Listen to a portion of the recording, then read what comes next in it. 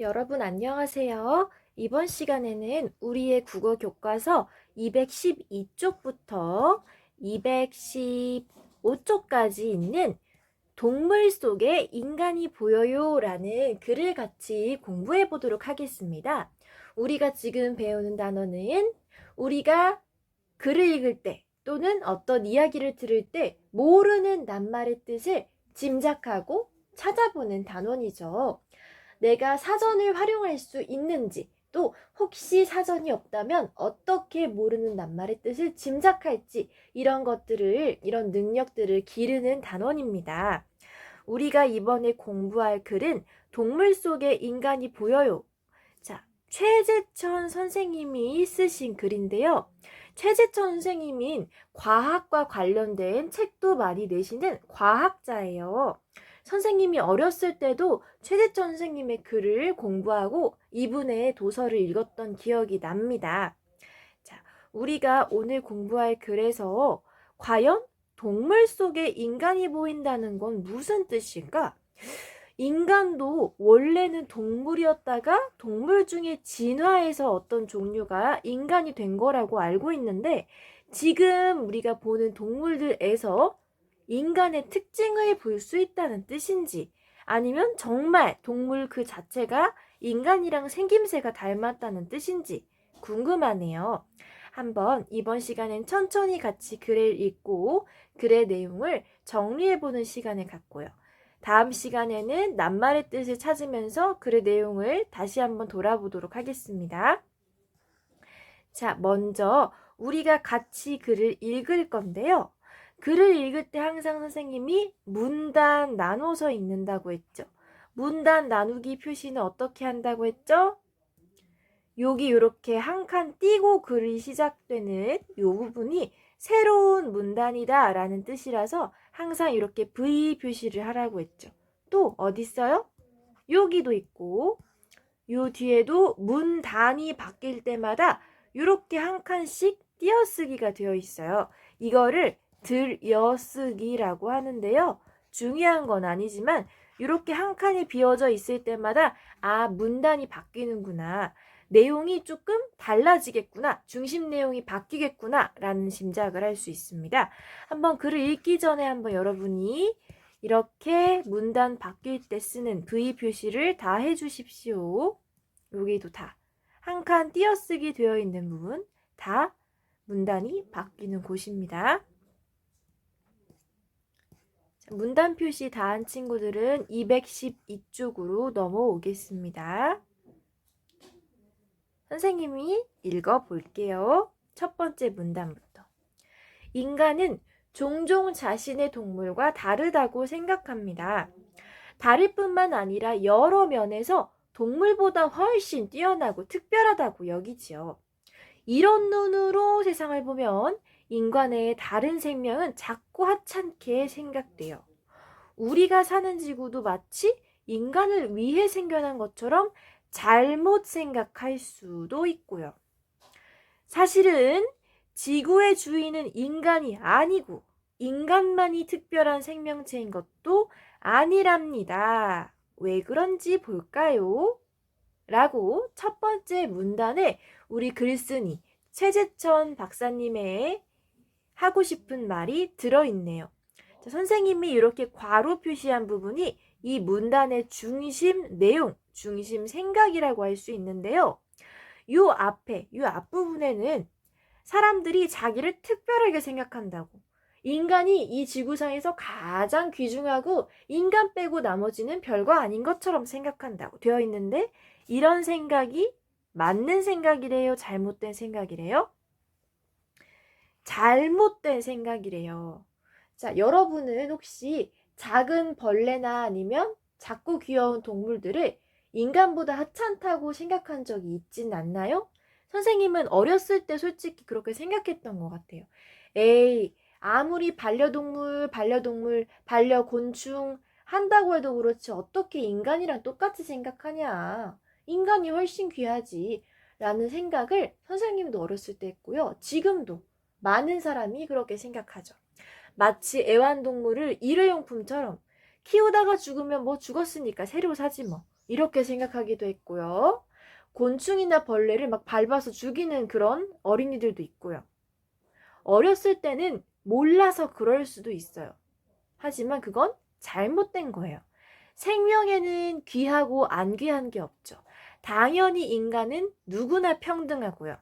인간이 어떤 나라 사람이든, 성씨가 어떻든, 조상이 어떻든, 백인이건 흑인이건 황인이건 상관없이 모든 인간은 평등하다라는 걸 요즘 세상 사람들은 조금 알고 있죠. 그런데 사실은 인간뿐만이 아니라 생명체라면 누구나 소중하다라는 거를 우리 과학자 최재천 선생님은 사람들한테 알려주고 싶은 거예요.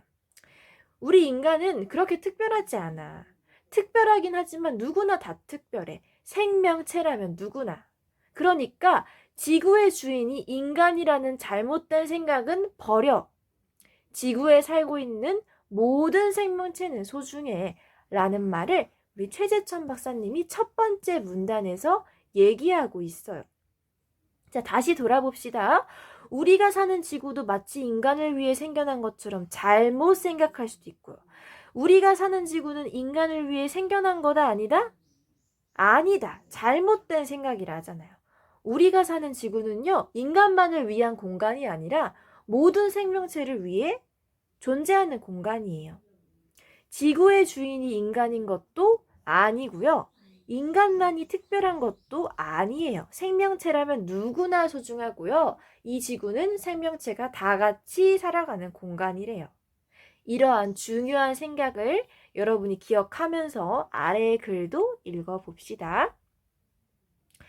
인간은 엄연히 동물에 속하지요. 그것도 새끼를 일정 시간 몸속에서 키워내보낸 뒤 젖을 먹여 키우는 포유동물이에요. 새끼를 갖고 키우는 방식에서 인간은 돼지나 개, 고양이와 다를 바 없어요. 그뿐인가요? 인간이 조상이 지구에 처음으로 태어난 때가 지금으로부터 20에서 25만 년 전이에요. 지구의 나이가 46억 년, 생명이 처음 생겨나 오늘에 이르기까지 한 40억 년쯤 되었으니까 이 억 단위에 비하면 인간이 지구에서 아주 짧은 시간을 살아온 셈이에요. 그에 비하면요, 바퀴벌레, 까치, 돼지는 인간보다 훨씬 오랫동안 지구촌 주민으로 살아왔어요. 위에 문단에서 최재천 선생님이, 박사님이 지구의 주인 인간 아니야. 뭐 인간이 특별한 줄 알아? 아니야. 왜 그런지 볼래? 라면서 이런 말씀을 하셨죠. 왜 그렇대요? 지구의 나이는 벌써 46만도 아니고 46억 년. 생명이 생겨나서 지금까지 이르기까지 40억 년. 그런데 인간이 나타낸 건 한 25만 년 전쯤. 선생님 숫자를 한번 써볼게요. 지구의 나이는 1, 10, 100, 1000, 만, 10만, 100만, 1000만, 억 만나볼게요. 1, 10, 100, 1000, 만, 10만, 100만, 1000만, 억. 오, 하나 더 그려야 되네요. 이게 바로 지구의 나이. 생명체가 나타난 것은 40억 년 정도니까 요 정도. 자, 그런데 인간의 조상이 지금 나타난 게 얼마밖에 안 됐대요? 한 5만 년 정도.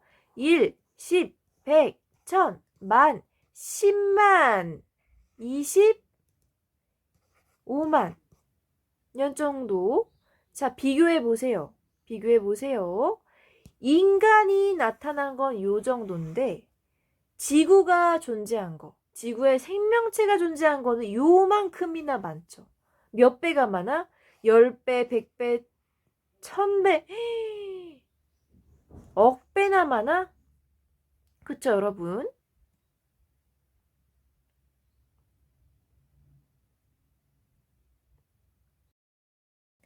그런데 인간이 다른 생명체에 비해 이렇게 역사도 얼마 되지 않았는데 이렇게나 다른 생명체를 무시하고 다른 생명체보다 자기가 특별하다고 생각하니까 과학자의 눈으로 보기에는 뭔가 이상한 거죠.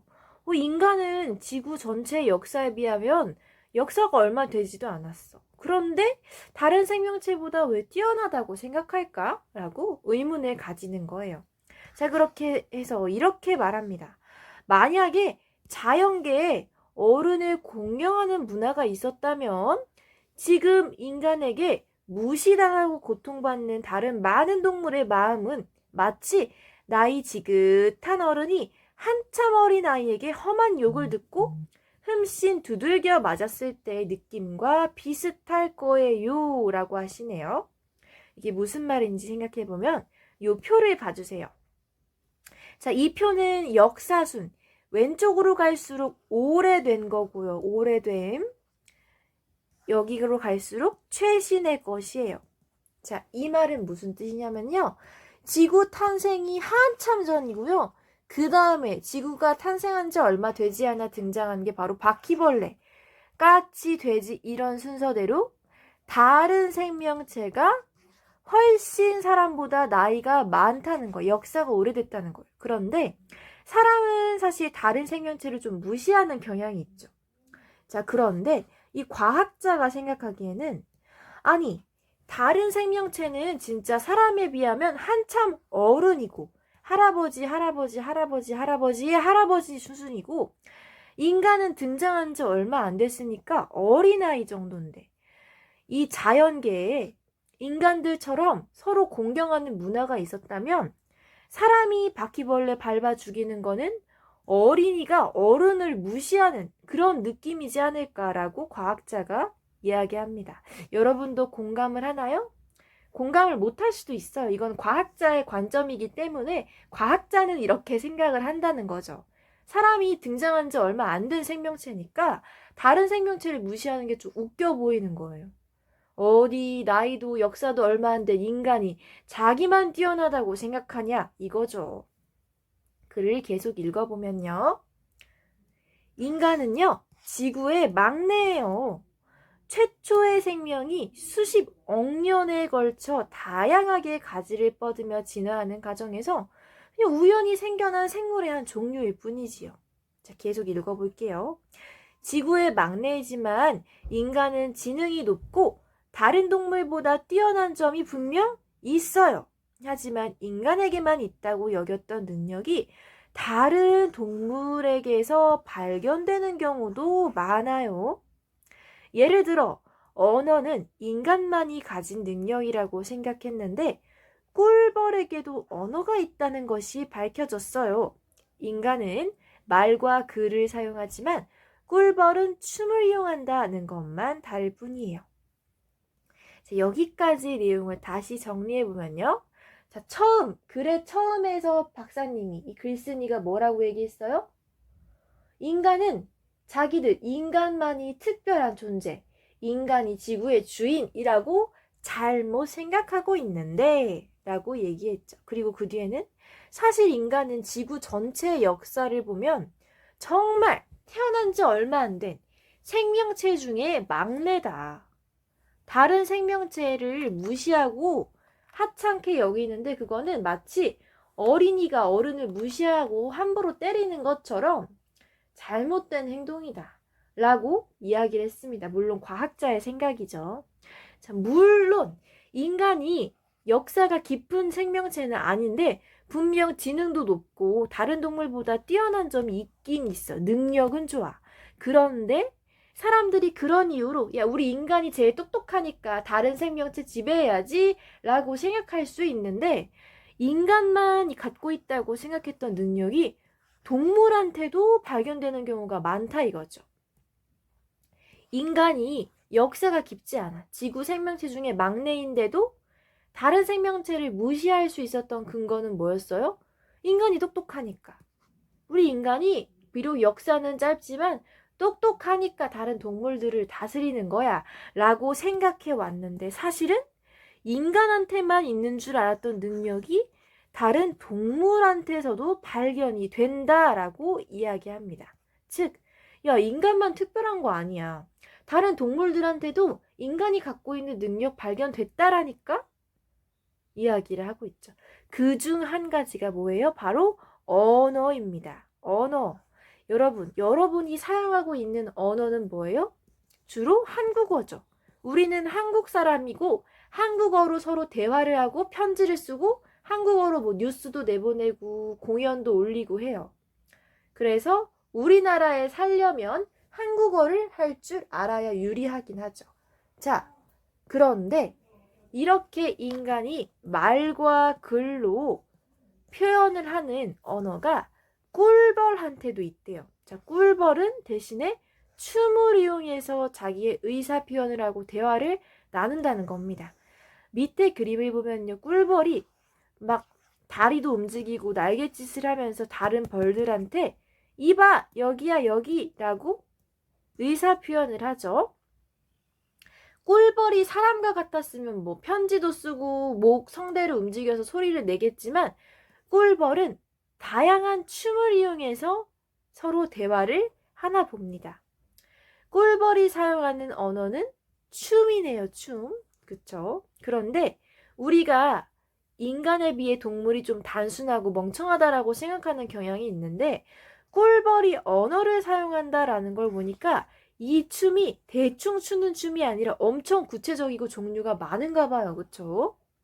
사람들이 무시했던 다른 생명체에서 인간과 같은 능력이 발견되고 있어요. 214쪽으로 넘어가면 또 인간만 갖고 있다고 잘못 생각하는 능력이 또 있는데 바로 아름답고 훌륭한 감정이에요. 우리 인간은 다른 사람의 아픔과 슬픔을 내 일처럼 여기는 따뜻한 마음을 높이 쳐주고 본받고 싶어 하지요. 또 나만 생각하는 이기심을 넘어서 남을 돌볼 줄 아는 마음을 동물과 다르게 인간만 있다고, 인간인 이유가 바로 이렇게 다른 사람을 돌볼 줄 아는 마음에서 온다고 삼기도 해요. 하지만 동물한테도 그런 아름다운 마음을 볼 수 있답니다. 자, 인간만 갖고 있는 줄 알았는데 동물한테도 있는 능력. 첫 번째는 뭐였죠? 언어였죠. 꿀벌에게 언어가 있는 거. 두 번째는 감정이래요. 사람들이 우리 은혜를 모르는 배은망덕한 인간 혹은 사람이 할 만한 짓이 아니고 엄청 나쁜 일을 저지른 사람한테 어휴 저런 것도 인간이라고 어떻게 사람이 저러냐 인간도 아니다 이렇게 욕을 하죠. 왜요? 인간은 다른 동물과 다르게 아주 구체적인 감정이 있다고 생각했기 때문이에요. 자기만 알고 본능에 따라 움직이는 다른 동물과 달리 인간은 자기가 소중한 것뿐만이 아니라 다른 사람의 아픔과 슬픔에 공감을 하고 다른 사람을 도와주고 내가 조금 손해를 보더라도 다른 사람을 위해 희생하는 그런 면이 인간에게 있기 때문에 인간이 대접을 받는다라고 생각해 왔는데 사실 동물 중에서도 인간만큼이나 혹은 그보다 뛰어나게 감정을 갖고 표현하는 종류가 있나 봐요. 바로 누구냐면 고래입니다. 한번 읽어볼게요. 고래는 몸이 불편한 동료를 결코 나몰라라 하지 않아요. 다친 동료가 있으면 여러 마리가 둘러싸고 거의 들어올리듯 떠받치며 보살핍니다. 고래는 물에서 살지만 물 위로 몸을 내밀어 허파로 숨을 쉬어야 하는 포유동물이에요. 바다에 산다고 다 물고기가 아닌 거죠. 자, 그래서 다친 동료가 있으면 이런 식으로 기운 차릴 때까지 숨 쉬는 걸 도와준답니다. 고래는 그물에 걸린 친구를 구하기 위해 그물을 물어 뜯는가 하면 다친 동료와 고래잡이 배 사이에 용감하게 뛰어들어서 사람들이 사냥하는 걸 방해하기도 합니다. 때로는 무언가로 괴로워하는 친구 곁에 그냥 오랫동안 함께 있어주기도 하고요. 이야기만 들어도 마음이 훈훈해지죠. 인간한테만 갖고 있어서 인간이 귀하다고 착각하게 만들었던 능력. 첫 번째는 언어. 근데 알고 보니까 꿀벌도 춤으로 대화를 한다는 거. 두 번째는 감정. 누구를 통해 알 수 있어요? 고래의 행동을 통해서 알고 있어요. 고래가 몸이 불편한 동료가 숨을 쉴 수 있도록 몸을 들어 올려서 보살펴주고 밖에 나가서 숨 쉴 수 있도록. 또 그물에 걸린 친구를 구출하기 위해 인간을 방해하기도 하고 또 괴로움에 빠져 있는 친구 곁에서 오랫동안 함께 옆에 있어서 위로를 해주기도 하고 완전 이 정도도 안 하는 사람도 많은데 사람보다 낫네요. 그쵸? 우리 사람들은 어때요? 내 자신의 이익을 위해 다른 사람이 아파하고 괴로워하는 걸 모른 척 하기도 하고 도와줄 수 있는데도 안 도와주고 지나치기도 하죠. 여러분도 그런 경험 한 번씩 있죠? 다른 친구가 힘들어하는 거 봤는데 사실 용기가 없어서 또는 능력이 부족해서 그냥 못 본 척 할 때가 있었을 텐데 고래는 안 그런데요. 얼마나 훌륭한 감정을 표현하고 있나요? 그쵸? 고래가 이렇게 뛰어난 감정을 공감 능력과 또 훌륭한 감정 능력을 보이는데 인간도 이렇게 안 하는 사람이 많은데 너네는 고래만큼 못하면서 과연 인간이 고래보다 뛰어나다고 자신할 수 있어? 아니잖아. 라고 계속 우리 과학자 글쓴이가 이야기를 하고 있습니다.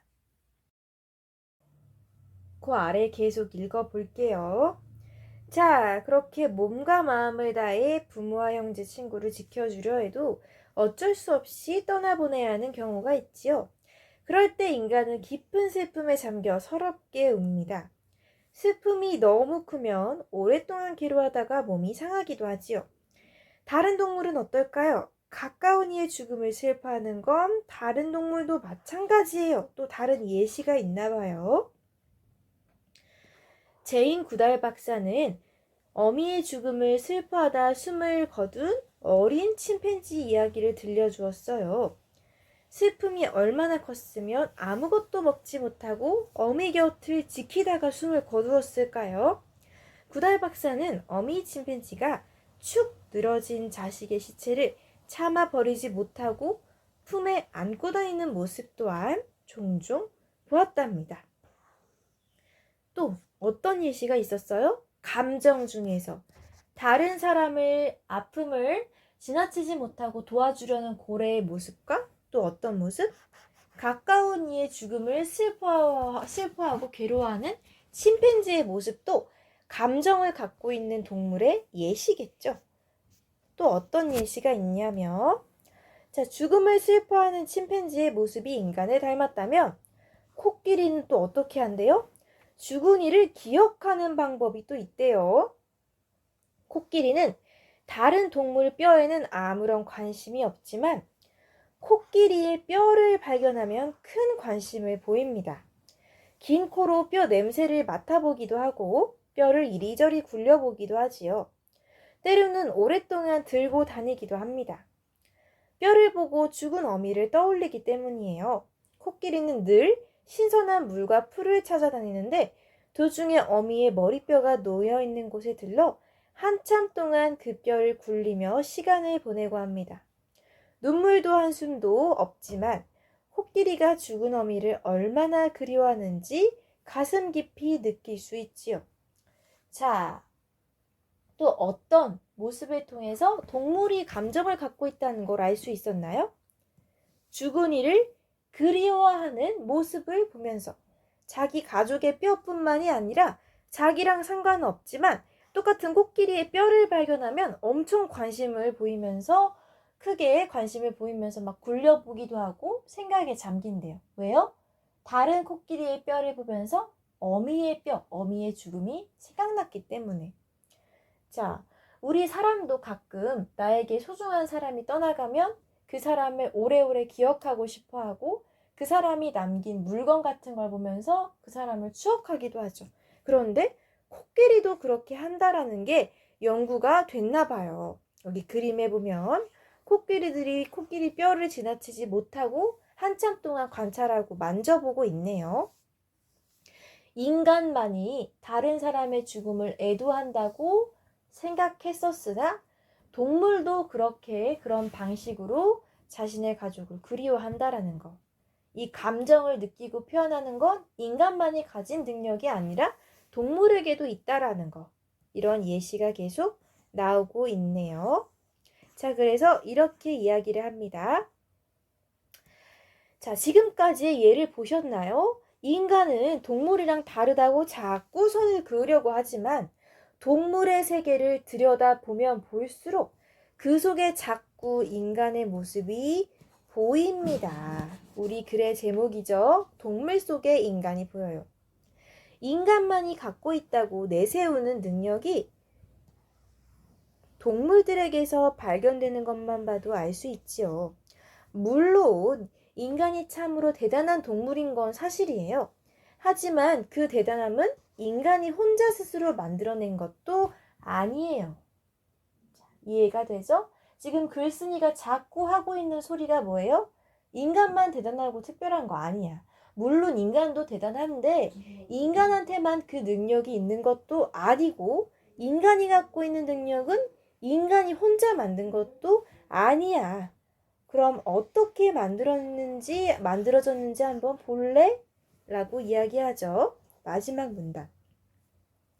그 옛날 바닷속에서 처음으로 생겨난 생명은 숱한 멸종의 위기를 넘기고 다채로운 모습으로 살아남아 생명의 기운이 가득한 아름답고 풍성한 지구를 이루었어요. 아주 작은 세균부터 이끼, 풀, 나무, 온갖 새와 벌레와 물고기, 원숭이 등등등에 이르기까지 이 지구에서 귀하지 않은 생명은 없어요. 인간은 그처럼 수많은 생명이 닦아놓은 길 위를 걷고 있는 거예요. 그러니 생명 앞에서 우쭐할 게 아니고 고맙고 겸손한 마음을 가져야겠지요. 여기까지 동물 속의 인간이 보여요라는 글을 한번 살펴봤습니다. 우리 마지막 문단의 내용을 다시 한번 볼게요. 인간만 특별하다고 생각하는데 그거는 잘못된 거. 왜요? 일단 역사도 짧을 뿐더러 또 인간이 갖고 있는 능력이 다른 동물한테도 발견이 되고 있다는 거. 또 하나 뭐였어요? 인간이 갖고 있는 능력이 인간 스스로 만들어낸 게 아니고 수많은 역사를 거쳐 오면서 다른 동물들이 물려준 능력이라는 거죠. 만약에 태초의 생명체, 처음에 존재했던 아주 작은 세균 덩어리가 없었다면 다른 동물도 진화하지 못했을 거고 지금의 인간도 존재하지 않은 채로 지구는 언젠가 그냥 기본적인 물과 강만 있는 채로 수명을 다해서 없어졌을지도 모릅니다. 그런데 수많은 멸종 위기를 견디고 진화했던 옛날의 생명체가 있었기 때문에 우리 인간도 만들어진 거예요. 또 우리 인간이 처음부터 이런 모습이었나요? 아니죠. 여러분이 수많은 과학, 영상이나 책이나 박물관에서 봤듯이 우리 인간의 조상은 뭐였어요? 원숭이의 한 종류였죠. 그것이 계속 어떤 이유로 우연히 진화해서 지금 인간의 모습을 갖추고 우리의 조상님도 처음에는 이렇게 건강한 모습이 아니라 키도 한 초등학생보다 더 작았고요. 허리도 굽어 있었고 팔다리가 더 길었는데 또 시간이 지나면서 계속 진화해서 지금의 키도 크고 뼈도 튼튼하고 오랫동안 사는 인간이 된 겁니다. 여러분도 못 느끼겠지만 지금 우리의 할머니, 할아버지보다 좀 더 진화한 형태고요. 여러분이 혹시 자식을 낳게 된다면 그 자식은 여러분보다 더 진화한 모습일 수도 있어요. 왜요? 생명체란 멸종하지 않으면 계속 진화하고 혹은 퇴보하기도 하는 그런 존재니까요. 즉, 인간만이 특별하다 OX, X. 인간은 인간만이 잘나서 스스로 발전했다? X. 인간이 갖고 있는 능력, 인간한테만 있다? X라는 게 바로 이 글의 내용이었습니다. 마지막으로 글쓴이가 한 두 문장을 다시 읽어볼게요. 세 문장이네요. 지구에서 귀하지 않는 생명은 없어요. 인간은 그처럼 수많은 생명이 닦아놓은 그 역사 위를 걷고 있는 거예요. 그러니까 생명 앞에서 우쭐할 게 아니라 다른 생명들한테 고맙고 겸손한 마음을 가져야겠지요? 자, 과학자의 눈으로 바라본 이 세상, 과학자의 눈으로 바라본 인간은 인간만 잘나서 지구의 주인인 게 아니라 모든 생명체를 다 존중해야 하는 그런 존재인 겁니다. 자, 여러분도 이 글의 내용을 다시 한번 영상이 끝나도 스스로 한번 읽어보면서 인간만이 중요한 게 아니구나. 다 같이 살아가는 생명체들이 있기 때문에 인간이 살 수 있는 거구나 라는 사실을 다시 한번 느꼈으면 좋겠네요. 우리가 다음 시간에는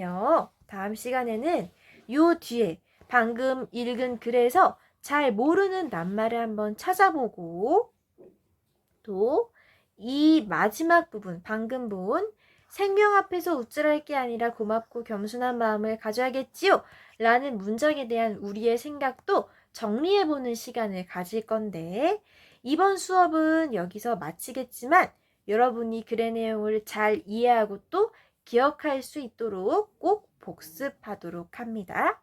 선생님은 다음 시간에 또 밝은 모습으로 여러분 만나러 오겠습니다. 고생 많았습니다.